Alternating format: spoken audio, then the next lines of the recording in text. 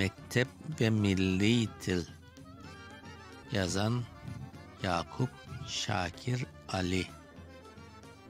Bahçesaray 1890-1930. Parlak fikir, teren akıl kazanılır mektepte. Ondan mahrum kalan akay ahir olur elbette. Bilim, üner, milli tilne mında öğrenir insan.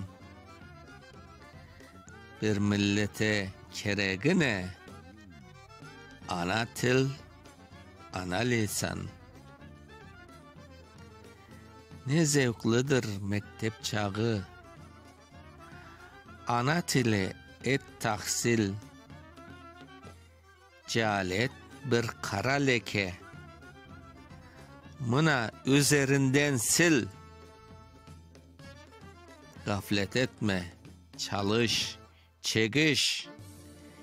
Cehaletten pek sakın. Ruh verecek mektep saga. Kaçmamından kel yakın.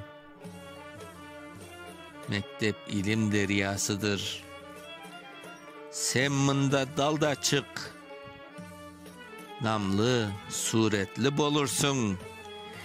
Cahillikni urda çık. Okuyan Mustafa Şans. Mektep ve Milli